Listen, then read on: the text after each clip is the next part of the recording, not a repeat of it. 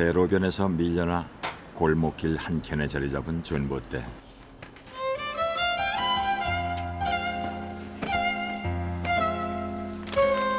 전봇대에는 불황의 깊은 시름이 쓰여 있습니다.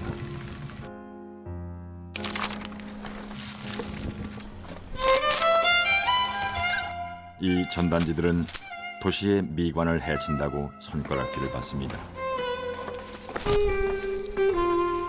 하지만 이것을 통해 삶을 이어가는 사람들이 있습니다.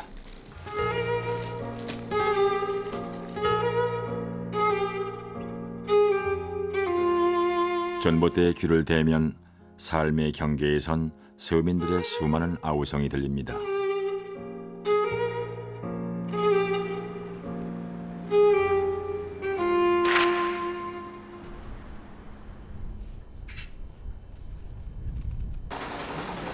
지상 8m. 이곳에 관심을 두는 이는 아무도 없습니다. 하지만 전봇대 아래 손길이 닿는 곳에선 사람들의 시선을 잡으려는 발걸음이 분주합니다.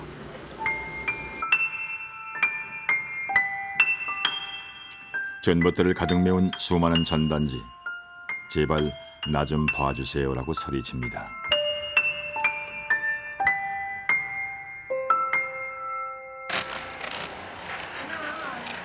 요 맛이 뭐 얼마인데?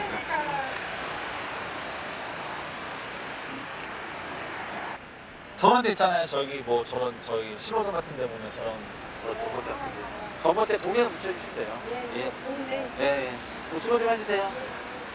가시죠, 빨리. 박성환 씨는 전단지 배포업체 사장입니다. 전단지 배포와 부착 장소는 의뢰자가 결정합니다.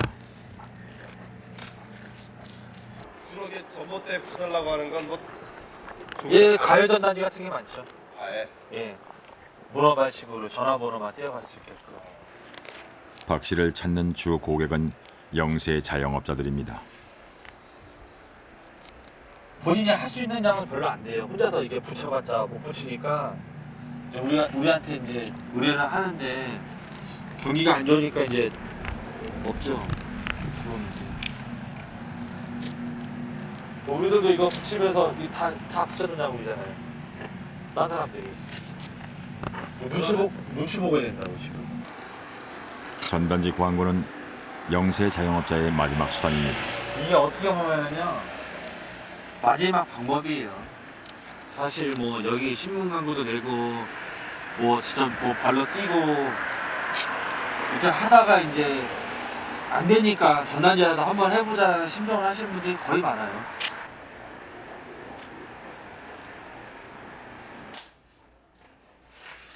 경기 불황 속에 기업과 자영업자들은 광고비부터 줄이고 있습니다. 의뢰 건수가 이전에 비해 10분의 1로 줄었습니다. 지금 이 정도 이 시즌이면 스키장 특히 콘도 이런 데도 많이 하는데 올해는 한 건도 없어요. 없어요 지금. 학원도 지금 오늘 같은 경우는 지금 막 주문이 밀려서 막 못 한다고 해야 되는데 오히려 없어요. 한 건? 이틀에 한 건 들어올 정도니까. 여기서 일하던 4명의 직원도 모두 회사를 떠났습니다.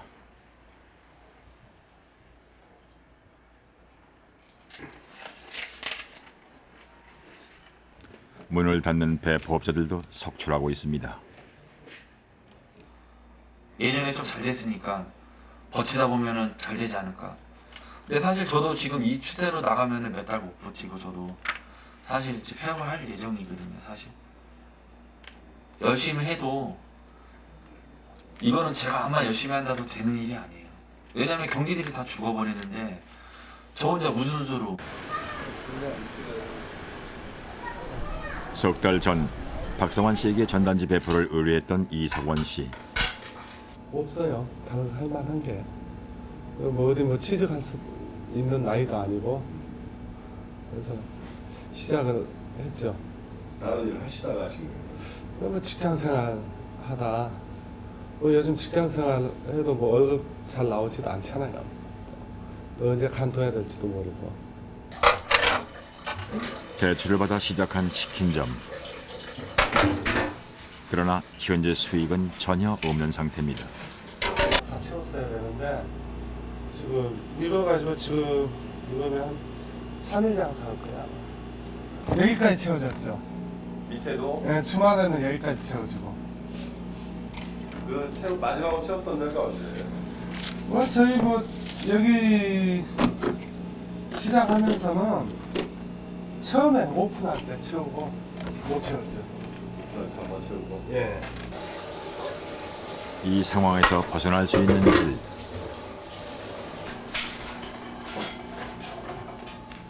그것은 전단지 광고만이 유일한 수단입니다.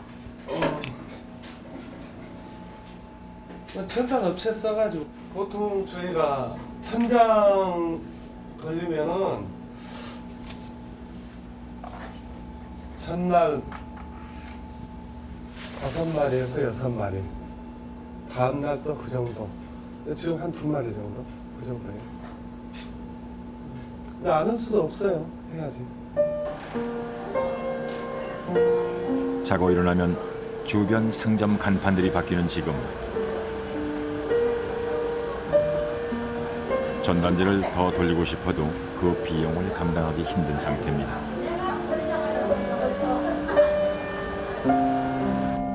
전단지가 막말로 그냥 생계수단이에요. 그게 생계수단이지 다른 게 생계수단 아니에요. 조금 부지런히 하는 사람들 같은 경우는 좀 많이 뜨기도 해요. 하기는. 근데 그게 쉽지가 않아요. 하는 게. 남의 집 붙이는 것도 이거 붙이다 문 열고 눈 마주치면 다 뜨겁고 피해서 도망가야 되고 그러는데도 해야 돼요.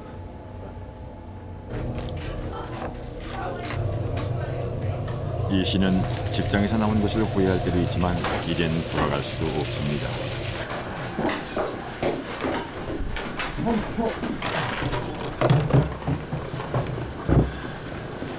근데 지금 배달 나가시나 봐요. 예, 근데 어떻게 사장님 직접 하시나요? 예. 배달하는 보통 있잖아요, 그 하시는 분들이. 그 사람 쓸 수가 없어요. 뭐예요? 지금 매출이 안 맞아가지고 매출 맞추려고 지금 배달을 하는데 사람 써버리면 더 적자예요. 그래가지고 직접 해야 돼요.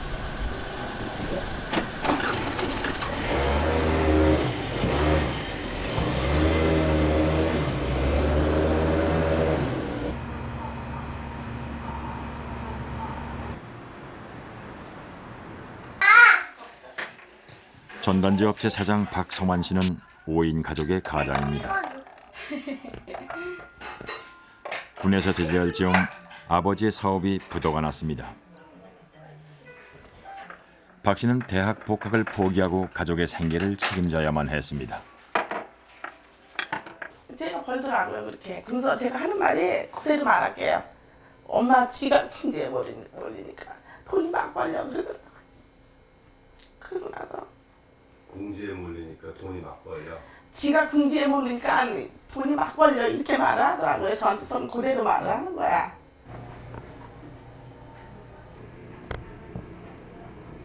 그러나 현재 전단지 배 보일러는 가족의 생계를 이어갈 수 없습니다. 지금 이제 결혼도 하고 이제 자식이 있으니까 그런 힘에서 나오는 거죠. 이 힘이라기보다도 그냥 쉽게 말하면 그냥 발버둥 치는 거죠. 지금 그러니까 사실 물에 빠진 거나 마찬가지인데 경기도 마찬가지고 거기서 발버둥 쳐야 살아남을 거 아니에요. 발버둥 안 치면 밑으로 추락하는데 언제 추락할지는 모르겠지만은 힘이 다 빠질 때까지 이제 발버둥 쳐야죠.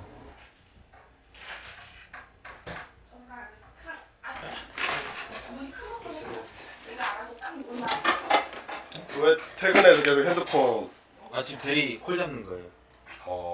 그럼 지금 퇴근한 게 아니에요? 예, 이래야지 이제. 박성환 씨는 만삭인 아내를 보면 아내도 집에 있을 수가 없습니다. 일어나서 해야지. 일어나서.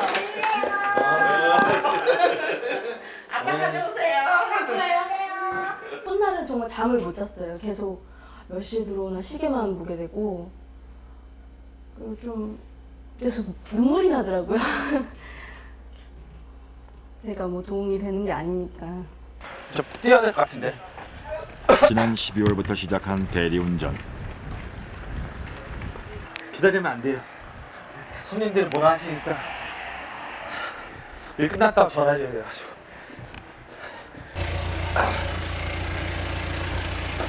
대리분 오늘 첫 손님은 의정부에서 수원으로 가는 사람입니다.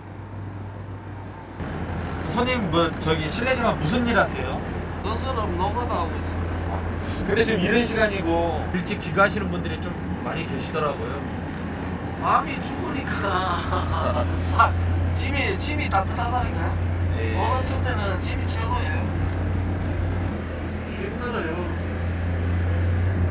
집 하나 마련하려고 평생을 가도 못 마련하는 거예요. 영원히 집도 없이 사는 거예요. 차라리 내년에는 로또를 열심히 사가지고.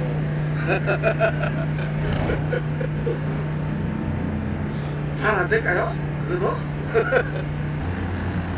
술 먹으면 다 한숨 소리밖에 안 나오는 걸 같은데.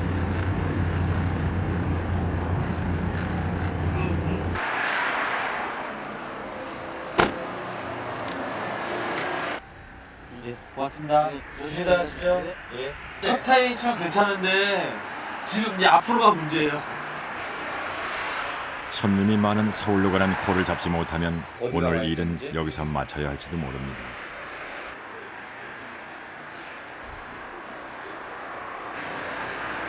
운 좋게 서울로 가는 손님이 생겼습니다.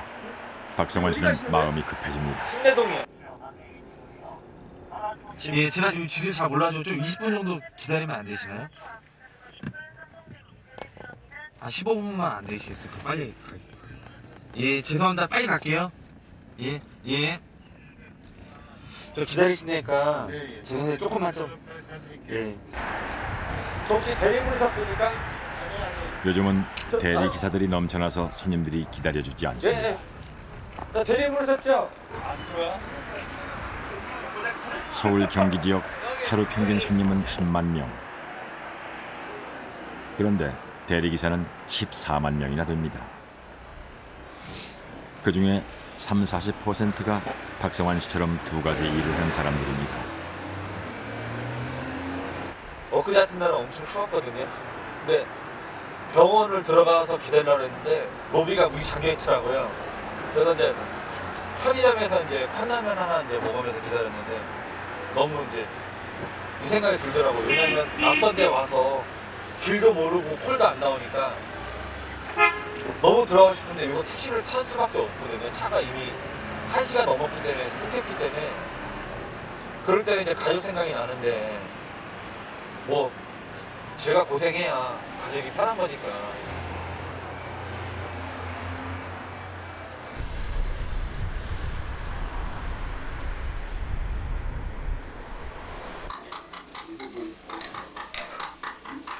박성환 씨는 새벽 3시에 대리운전을 마치고 집으로 돌아옵니다. 그리고 아침 8시 전단지 배포 일을 하러 출근합니다. 하지만 가족들에게 힘든 내색 한 번 한 적이 없습니다. 술이 이제 분위기 좀 취한 것 같아서 오빠 술 많이 먹었냐고 많이 마셨냐고 약간 조금 마셨다고. 근데 이제 막 이제 씻고 이제 자려고 하면 이제 누워서 이제 얘기를 막 하더라고요. 요즘 일도 많이 없고 전이랑 너무 많이 다르니까 좀 힘들다라고 이런 식으로 얘기를 해서 그때 마음이 좀 많이 아팠죠. 오빠가 좀 많이 내가 생각했던 것보다 더 많이 힘들었겠구나 뭐 이런 생각을 좀 했죠. 그때랑 어떻게 했어? 박 씨는 하루 수면 시간이 서너 시간에 불과합니다. 풀린다고 한 지가 10년이 됐으니까 열날 풀리겠지. 하지만 그마저도 불면증에 시달리고 있습니다. 그래도 신중하다 우리 아들.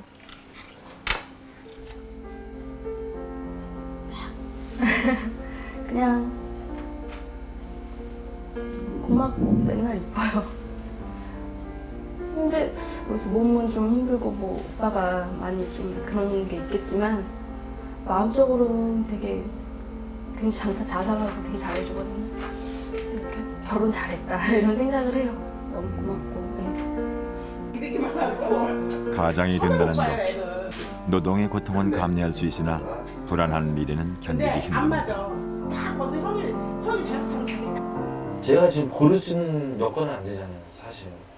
뭐, 그 일자리를 100만 개가 아니라 10,000개, 10만 개 늘리더라도 조금 이렇게 안정적이고, 그, 정부에서 지금 얘기하는 것도 뭐 100조 원 투자, 뭐 50조 투자하지만 거의 다 뭐 80~90%가 다 복지 사업이잖아요. 그러면은 뭐 구청에서 하는 뭐 예를 들어 환경사 치면 다 1단계거든요. 그럼 사실 뭐 40억은 가장이 있는데 그 사람들이 일당하고 다닐 수는 없잖아요, 사실. 매일같이 한다면 몰라도 그거는 비정규직이잖아요. 그분들 일하면서 항상 불안한 마음이 반을 차지하고 있다 생각하거든요.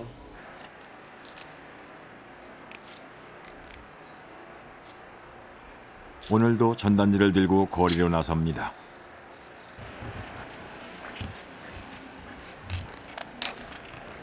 하루 종일 전단지를 돌려서 버는 돈은 45,000원.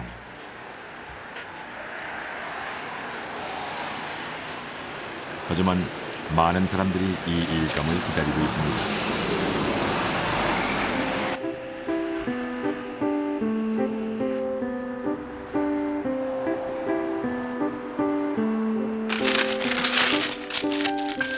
붙이는 사람이 있으면 떼는 사람도 있습니다.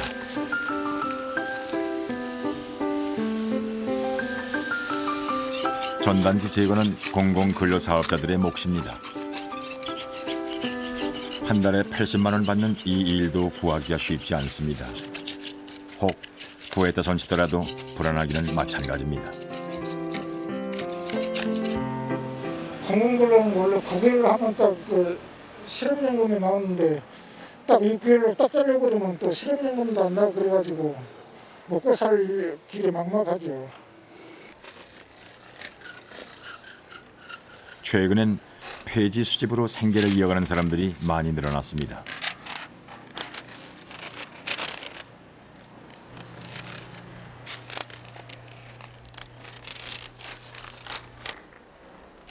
이 때문에 몸이 불편한 노인들은 폐지 수집이 여간 어려운 게 아닙니다. 젊은 사람들은 자기 차로 또 니아가로 다 모이잖아. 방에다라도 하다못해 지하살 뭐 지하살라도 다 모여갖고 그렇게 갖고 가지. 우리는 갖다 둘 데가 없으니까 조금 있어나 많이 있어나 100원 오거나 그냥 그 자리에서 갖다 주고 거기다 기계 매겨놓고 가니까. 하루 종일 폐지를 모아도 수입은 신통치 않습니다. 폐지값이 폭락했기 때문이죠. 한 5분의 1가격으로 내렸나요? 그러니까 전에 가격이 한 20%, 25%밖에 안 됩니다. 지금.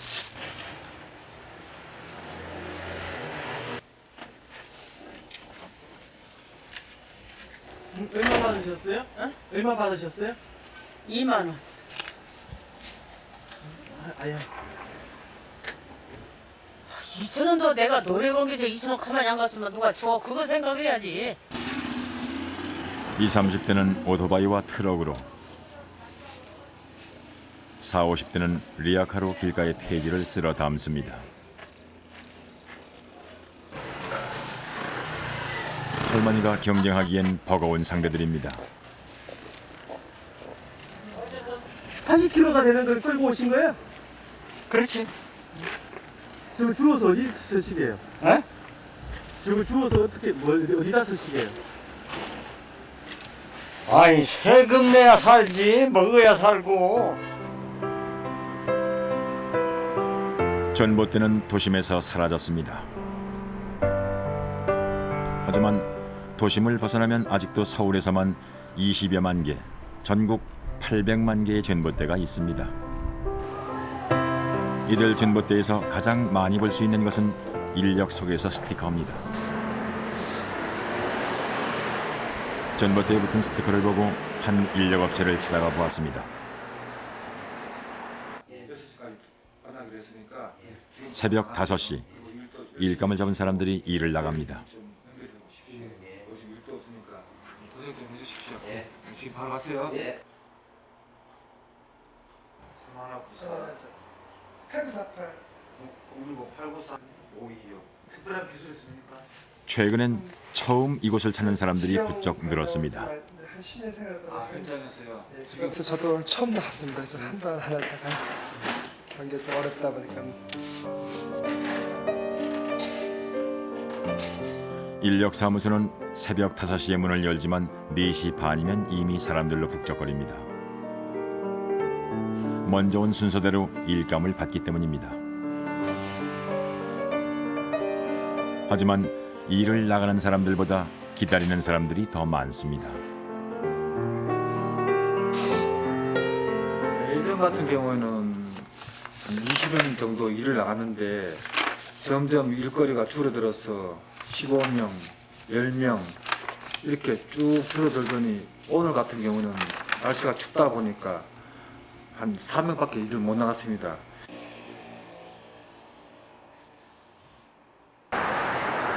아침 8시 분주한 출근 시간. 이들의 기다림은 여기까지입니다. 혹시나 하고 나오면 없고 혹시나 하고 나오면 없고 예, 일에 없으니까 들어갔다 또 내일 나와봐야죠. 좀 더 기다려 보시지. 지금 이 시간에는 일이 거의 없습니다.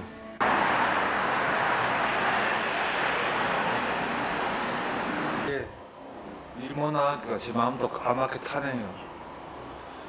일을 좀 나가줘야 저도 마음도 좀 편한데 그냥 힘없이 돌아가니까 저도 그냥 네, 안녕하세요. 네, 이모도 시작합니다.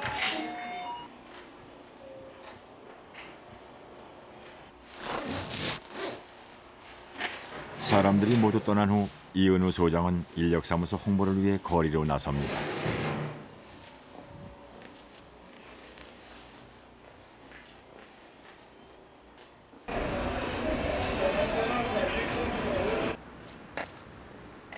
그의 영업 장소는 바로 전봇대.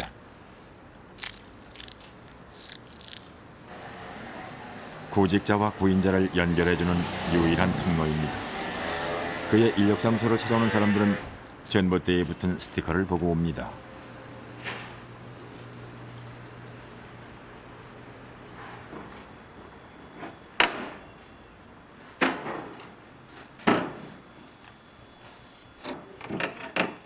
지난 8월부터 건설 현장에 나오기 시작한 김승식 씨.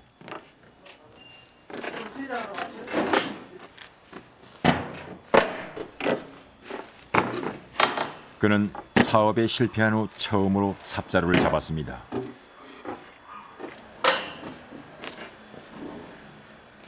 이런 현장 일은 좀 처음입니다. 처음이고 해가지고 좀 서툴긴 하지만은 아마 여기 같이 일을 시켜주시는 그 소장님과 같이 하시는 그 동료분들이 뭐 이제 삽질은 사실 어떻게 하는 거다, 꽃갱이질은 어떻게 하는 거다 이렇게 좀 가르쳐 주시더라고요. 인연의 시작은 전봇대. 서울에 다시 올라와가지고 올라와서 이게 거리를 이렇게 거닐고 있었는데 이렇게 여기 이런 이 전봇대 같은데 이게 좀 이렇게 붙어 있더라고요. 그래서 보고 전화를 직접 드려가지고 위치도 모르고 하니까 가서 아마 사장님한테 미리 저녁에 가서 말씀을 드렸더니 일을 하려면 새벽에 5시 반까지 일찍 나오시라고. 전봇대에 붙은 인력사무소 스티커. 그것에 눈길을 줄 수밖에 없는 사람들에게는 스티커는 절박한 희망입니다. 하루 50명이 인력사무소를 찾아도 5명 정도에게만 일감을 줄 수밖에 없는 상황. 이 소장은 점점 바빠집니다. 이거 1년 많이 불러주십시오. 뭐 필요할 때 한두 번이라도 그렇지만 좋은 사람 보내드리겠습니다. 잘 부탁드리겠습니다. 안녕히 계십시오. 예. 이거 스티커 좀 하나 드릴 테니까 사랑하고 부르십시오. 뭐 붙어 있는 게 맨날 그래요. 네, 좀 이렇게 나가시다가 부탁드리겠습니다. 일을 많이 하세요. 일 없어요. 아, 그렇죠. 수고 많으십니다. 일하고 계십니다. 아이고, 수고들 고생 많으십니다. 저희 인력 사무실에 나오시는 분입니다. 첫 시작 열심히 또 잘하세요. 또 일도 잘하고 또 겨울이라서 일도 좀 많이 줄어들고 그러는데 여기 또 일하다 끝마치면 또 사무실 가서 또 일 나가야죠. 대형 음식점을 20년 가까이 운영해온 최 씨. 사업 실패로 이곳을 찾았으나 지난 한 달간 일감을 구한 건 이틀밖에 안 됩니다. 애들에 대해서 뒷바라지 이런 거는 상상도 못하는 거고, 이제 하루하루 사는 그 자체가 이게 고개사의 줄타기 하듯이 하루하루 아주 낭떠러지에서 고개오는 것 같습니다. 직장에서 쫓겨난 사람들이 이곳으로 몰려 나오고 있습니다. 본격적인 구조 조정이 시작되면 일자리 구하기는 더 힘들어지겠죠.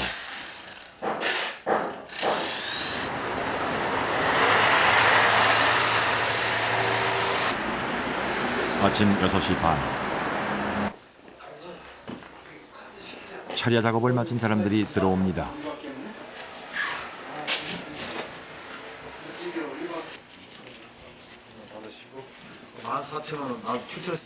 네, 어제 저녁 6시부터 오늘 아침 5시 50분까지 꼬박 일을 했습니다.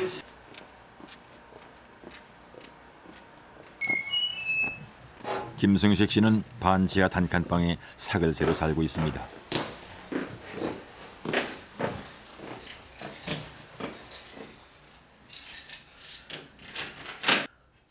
사업 실패 후 가족들은 모두 뿔뿔이 흩어졌습니다. 자녀들 둘은 대학교 2학년, 3학년인데 둘 다 기숙사 생활을 하고 있습니다. 집이 지금 좋은 관계로. 인쇄 출판업과 유통업체를 운영하다 IMF 이후 부도를 맞았습니다.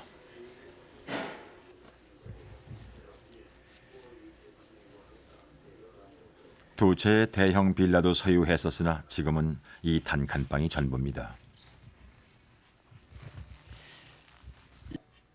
그 전에는 아마 택배 일을 한 1년간 또 했었습니다. 택배 일도 쉽지는 않더라고요. 김승식 씨의 아내는 간병인 일을 시작했습니다.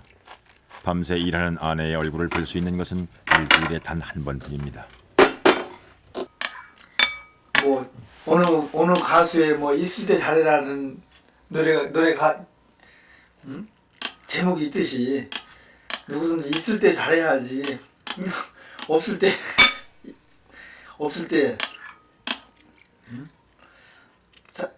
잘한다는 게 좀 어렵습니다.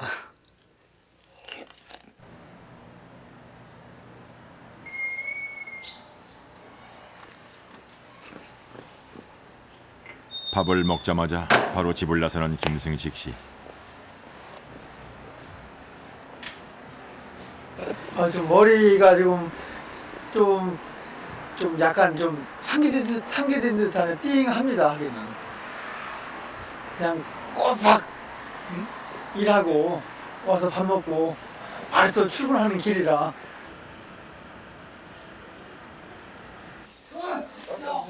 꽉 잡으세요. 어깨를. 하나, 둘, 셋. 일단 앉아 침대.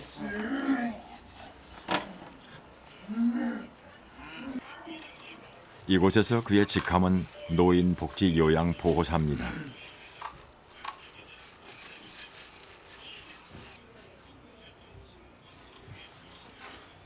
인력시장에 다니면서 짬짬이 교육을 받고 자격증을 땄습니다. 일 시작하신 지 어느 정도 되시나요?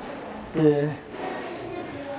오늘로서 57일째 정도 됐습니다.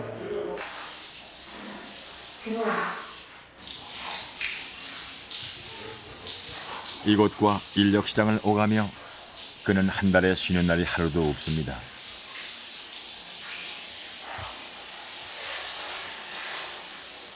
아주 행복하다고는 아직 못하고 그냥 어렵지만은 그냥 하루하루 그냥 진짜 열심히 이제 살아가고 있는 모습일 뿐입니다.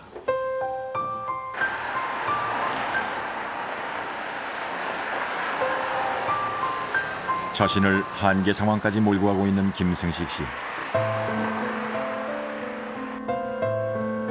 가족들이 흩어진 건 모두 자기 탓이라고 생각합니다.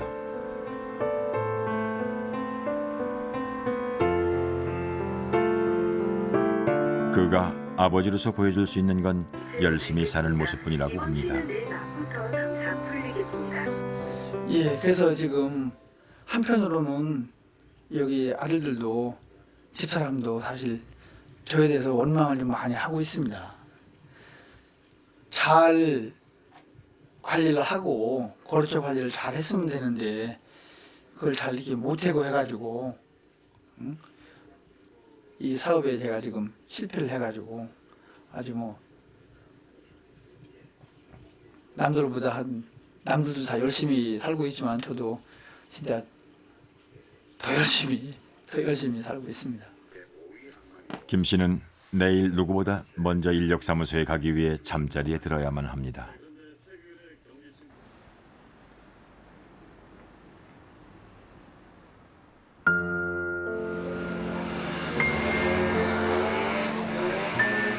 한때는 개발의 상징이었던 전봇대. 하지만 지금은 흉물이 되어 도시 외곽 달동네의 상징으로 남았습니다.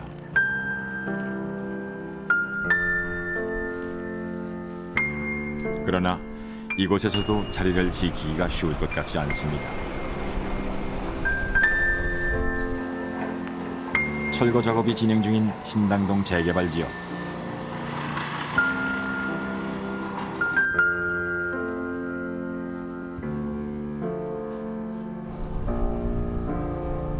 모두들 떠났지만 떠나지 못한 사람이 있습니다. 작년 7월 전세 3천만 원에 입주한 김 씨.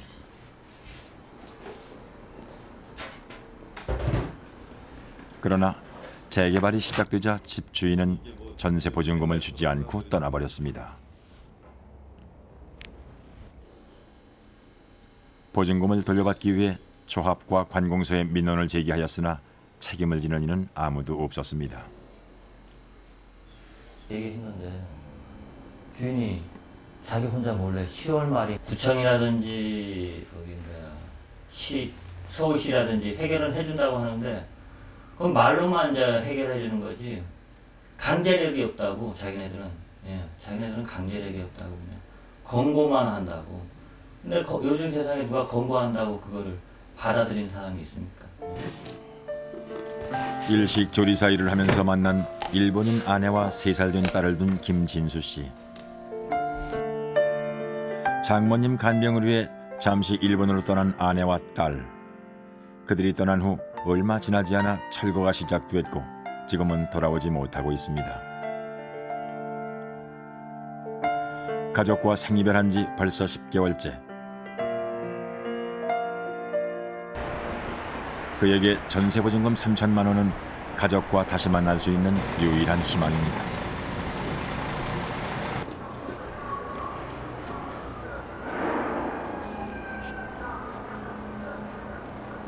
여기 뭐 없네요.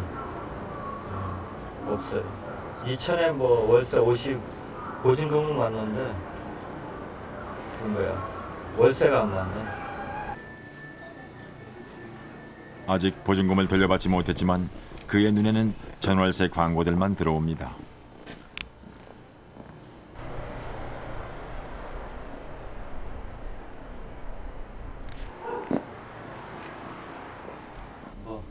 저런 집에 살고 싶죠. 거리가 멀죠. 그래서 희망을 갖고 살아야죠. 부동산 중개 수수료가 벅찬 사람들은 전봇대에 붙은 전단지에 의지합니다. 가장 저한테 유익한 괜찮은 정보인데 그래도 거기서도 또 나한테 맞는 걸 찾으려면 좀 힘들죠.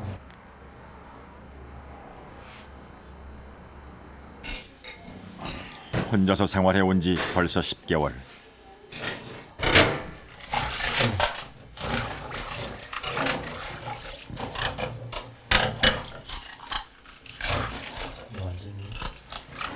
밑에가 얼어가지고 물이 안 내려가.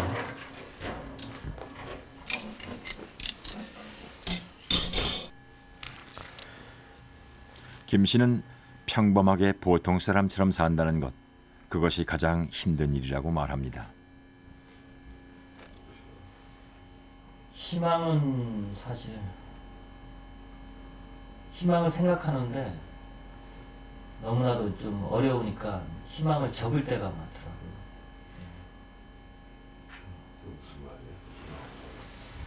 그러니까 이게 전세금이라도 빠지고, 그러면 또 그걸 방을 얻어서 또 직장을 구하고, 그럼 또 일을 해서 또 그렇게 살면 되는데, 전세금이 안 빠지니까 그게 또 힘들고, 또 그 스트레스로 인해서 건강이 안 좋아지고, 또 직장 잡기가 더 힘들어지고. 딸아이의 물건으로 가득한 방.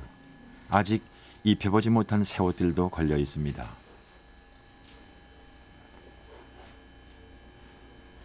예, 많이 보고 싶죠. 예. 또 제가 늦은 나이에 장가를 가가지고 또 제 자식이라고 이제 딸 하나밖에 없어가지고 예, 많이 보고 싶죠.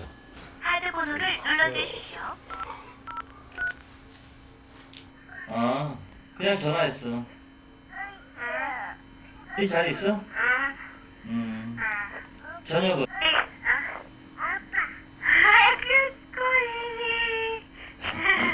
똑똑하네.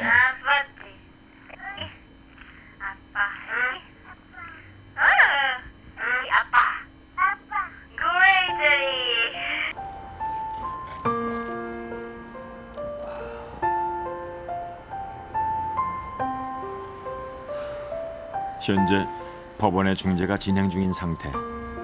기댈 곳 하나 없는 삶 속에서 그는 점점 지쳐만 가고 있습니다. 보기에는 좋죠. 제가 저쪽에 속해지 못해가지고 저도 저렇게 좋은 집과 따뜻한데 또 와이프하고 애기하고 같이 그렇게 행복하게 살고 싶은 마음이 들고, 모든 사람이 다 떠나고 건물이 철거되고 저만 남아있으니까 정말 외롭고 힘들죠.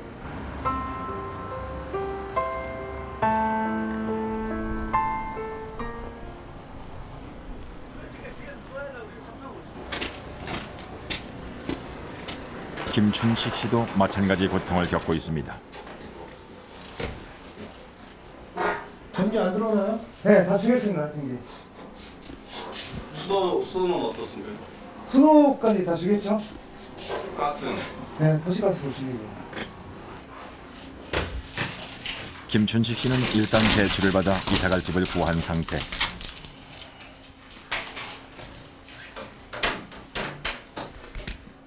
하지만 전세 보증금을 돌려받지 못했기에 살림살이를 옮기지 못하고 있습니다.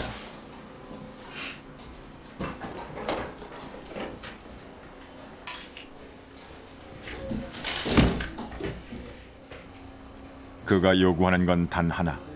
그의 전세 보증금 3,500만 원입니다. 이미 집 앞까지 철거가 진행됐습니다. 눈앞에 벌어지고 있는 개발이 김춘식 씨에게는 고통일 뿐입니다.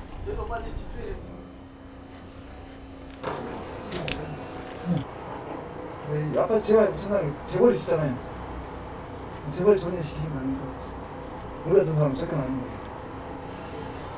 천상 뭐 3,500 가지고 아파트 들어준다고 해서 뭐 우리가 입주를 했어요.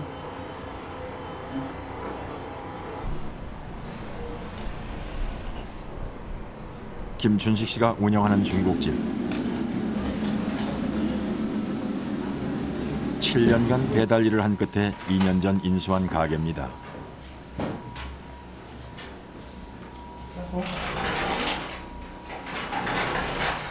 하지만 이곳도 재개발 지역으로 지정돼 떠나야만 합니다. 모든 장사하시는 분은 다 마찬가지예요. 한번 옮기게 되면은 다시 시작해요. 다시. 사람 기해야죠. 단골 잡아야죠. 배달업은 전화번호 장사라고 합니다. 근 10년간 만들어 놓은 단골을 놓치지 않기 위해 가까운 지역으로 점포를 옮겼으면 합니다. 조금 있다가. 하지만 현실은 그렇지 않습니다.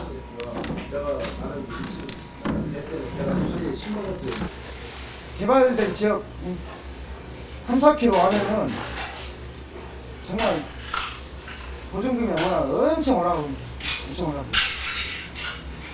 결국은 어린 사람들 다 지방으로 가야지 단합방 가야지 다 그런 시점이에요.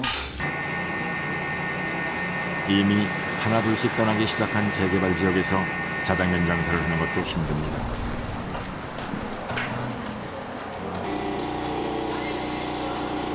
매출이 40%나 줄었습니다. 새우 기름이 있어요.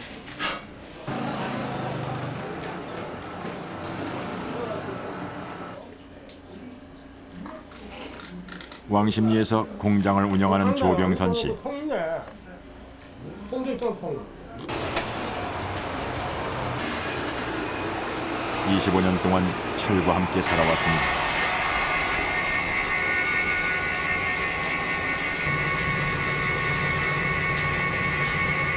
그도 이곳을 떠나야만 합니다.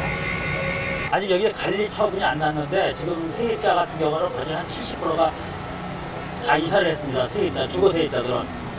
공장 같은 경우는 지금 한 20% 정도 이전을 한 상태이고. 왕십리 공장 단지는 직원이 한두 명인 영세 세입자들이 대부분입니다. 이 셀을 절단을 하게 되면은 이 기계에서 연말을 치고 저쪽 안에서 각을 칩니다. 이렇게. 다 주근이 다 흔적 없어져.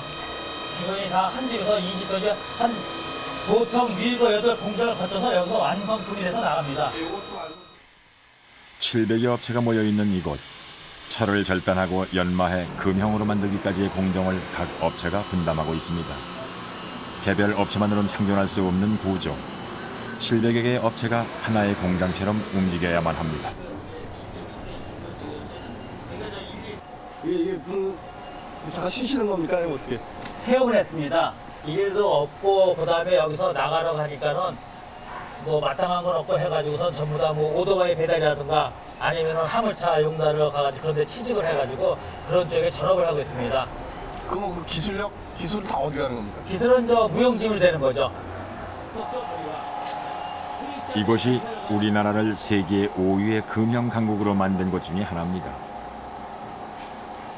이들이 요구하는 것은 재개발이 되더라도 함께 다른 곳으로 이주해 일을 할 수 있도록 해달라는 겁니다.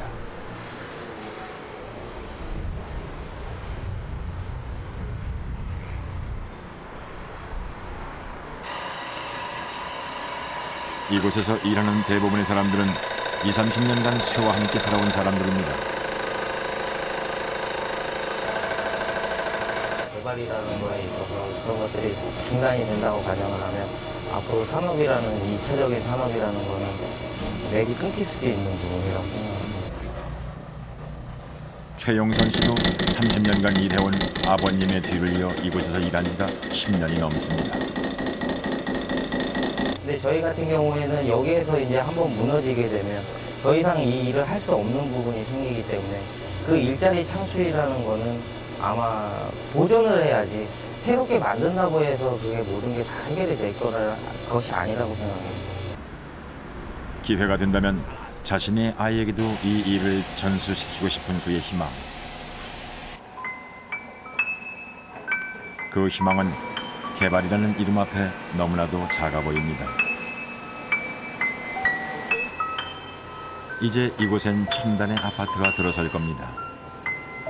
흉물스런 전봇대는 뿌리 뽑히고 아마도 세입자들은 돌아오지 못할 것입니다.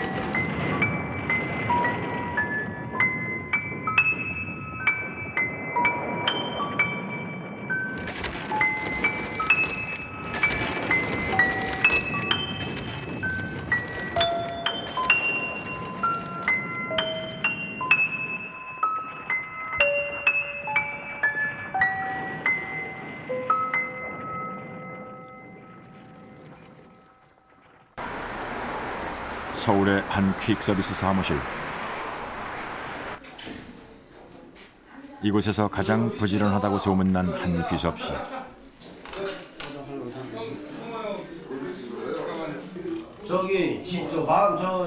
일당제인 퀵서비스업에서 시간은 곧 돈입니다.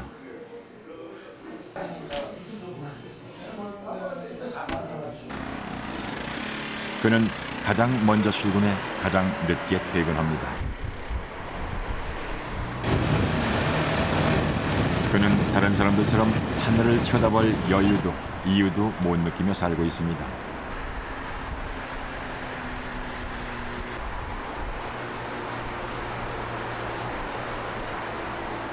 영하 10도, 서울에서 안성까지 2시간을 달립니다. 그래도 장거리는 수입이 꽤 괜찮은 편입니다. 그렇구나. 추운 날은 힘들죠. 왜냐면 보통 서울서 여기까지 올라가면은 막 1시간, 2시간씩 걸다 오다 보니까 온몸이 막 춥고 그렇죠. 한 건의 배달을 마치자마자 바삐 사무실로 돌아가야 합니다.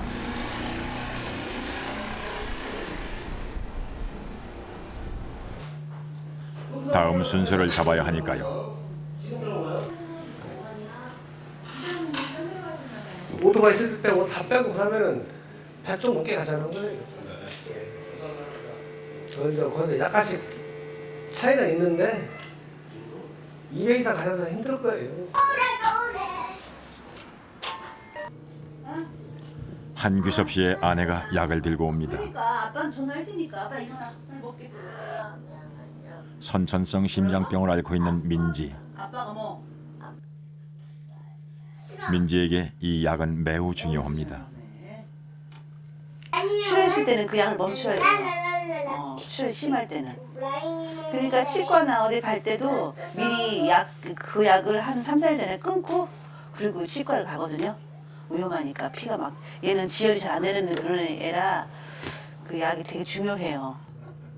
선천성 폐동맥 기형으로 태어난 민지는 지금까지 3차례 수술을 받았습니다. 매번 8시간이 넘는 대수술이었습니다. 만세! 아이고 무서워라. 이게 여기 절개했거든요. 절개하고 3번째는 이게 가슴이 너무 부어가지고 이렇게 안 다쳤었어요. 그래갖고 여기다가 철심 박아가지고 이렇게 지금 흉터가 심해요. 고통스러운 수술과 치료. 민지는 그것을 참느라 아랫입술을 깨무는 습관이 생겼습니다.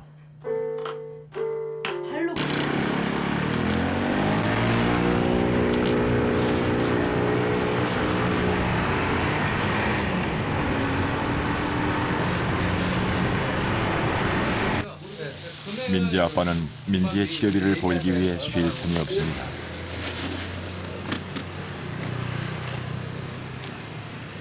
하지만 배달 일도 호랑의 그늘에서 자유로울 수 없습니다. 한 3달 줄었다고 보면 되겠습니다.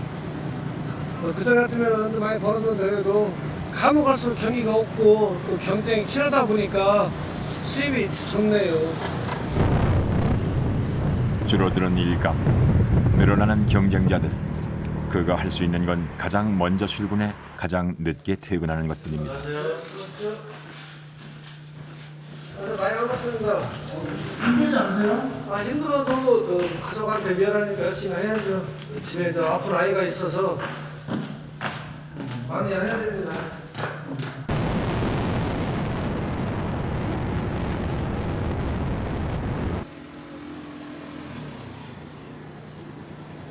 아침 8시에 출근해 밤 9시가 다 되어서야 집으로 돌아옵니다. 민지 아빠 왔네. 아이고. 잘 놀았어 민지? 어? 민지야 잘 놀았어? 대답을 해야지. 너희 뭐예요? 아빠가 얘기할 때 네 그러라 했잖아. 좀 시온이가 좀 안쓰럽기는 한데 먹고 살아야 되니까 어쩔 수가 없죠. 만약에 민지가 아프지 않거나 내가 좀 여유가 있으면 힘들어도 좀 하고 쉬고 싶으면 한참 있는데 쉬고 싶어도 어떨 때는 내가 쉬면은 또 누구 딸을 누가 어떻게 해라. 그래서 열심히 일하고 있습니다.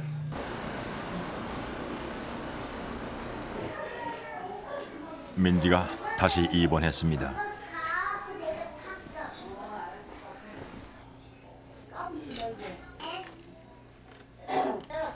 조금만 뛰어도 입술이 파래지고 호흡이 곤란해지는 민지. 아이의 성장에 맞춰 폐동맥을 넓히는 수술을 지속적으로 해야 합니다.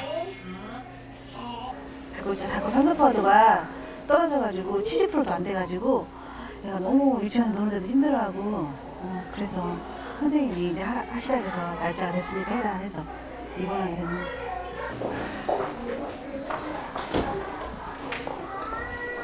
하지만 아이의 성장이 느려 이번엔 수술을 할 수 없다고 합니다. 오늘 가는데 뽀뽀 한번 해주지? 자 뽀뽀. 아이고 1년에 한 번 받는 건데 올해 2번 받았네. 홍선 하고 나서 좀 이제 산소포화도가 올라갔는데 앞으로 더 떨어질 수 있는 것도 아시고 계시죠? 그래서 계속 좀 약간 폐동맥이 잘 자라면 그 다음에 교정술을 해야 되는 거니까 일단 좀 경과를 보도록 하고요.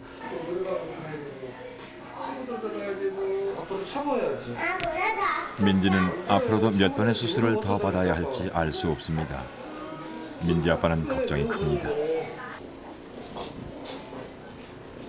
퀵 서비스 일로는 아이의 수술비를 댈 수 없기 때문입니다.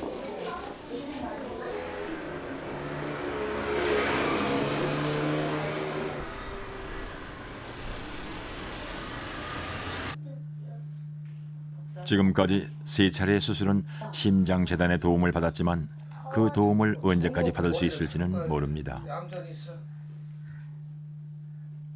민지 아빠는 그런 상황에 대해 생각하는 것조차 두렵습니다. 감기나 걸렸다면 치료받으면 되고 뼈가 부러지면은 붙으면 뼈가 붙으면 되는데 민지 같은 경우는 그런 게 아니라 평생 안고 가야 될 병이기 때문에 그게 제일 안쓰럽죠.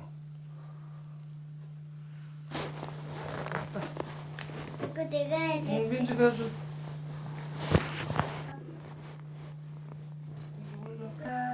주자 지금. 알았어, 뽀뽀. 아 이뻐라.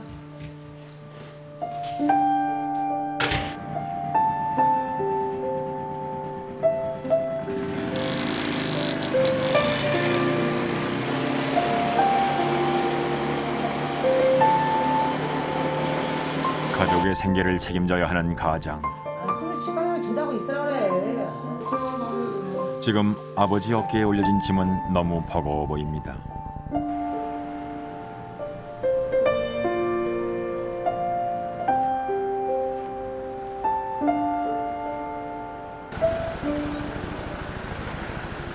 오랜만에 사무실 친구들과 술자리를 갖는 한규섭 씨. 정기 검진을 자주 하라 이거야. 다른 진짜 갔다가 없어. 기술이 있어? 돈이 있어? 기술이 있어? 뿐만 아니라 이야기는 항상 민기에게 끝납니다. 뭐 애가 이거 찾으면 나는 진짜 술못 자고 내가 한 2kg 30도 안 했을 거야. 2kg 좀 먹었을 거야. 많이 그러냐? 그때 난리 났었지 뭘. 막말은 그 정도. 그때 우기만 하냐 시절. 회상 다 들었지 그때는. 죽느냐 사느냐 기로에서 진짜 많이 됐어. 근데 1년에 한 번씩 주기적으로 이렇게 하다 보니까 괜찮을 줄 알았는데도 이번에 가 눈물 나니까 똑같더라고. 눈물 나더라고. 또 수술실 딱 들어가니까 눈물 나서 똑같더라고. 그래도 일이 많이 줄었으니 어떡하냐 정말 얼굴이 바짝바짝. 술자리를 마치고 돌아오는 길.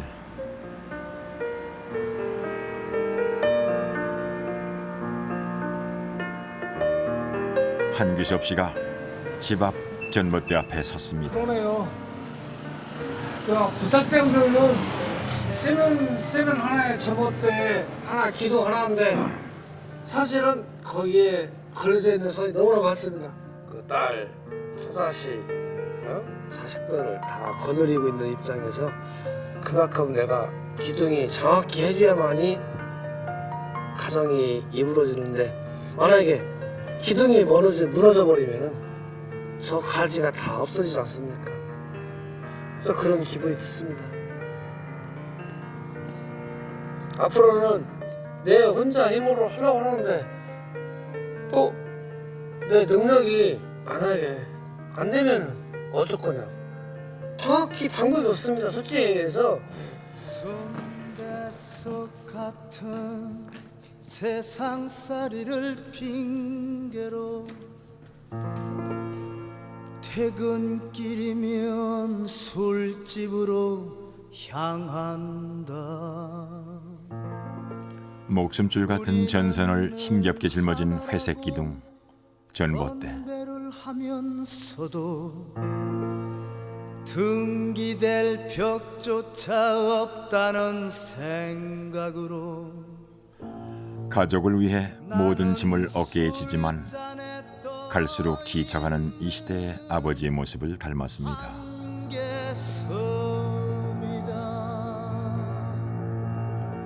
술 취해 돌아오는 겨울보다 매서운 경기 불황.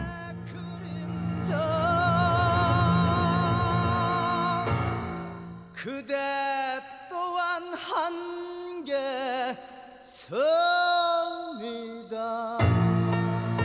전봇대에는 아득하고 낯설기만 한 그들만의 희망들이 덕지덕지 붙어 있었습니다.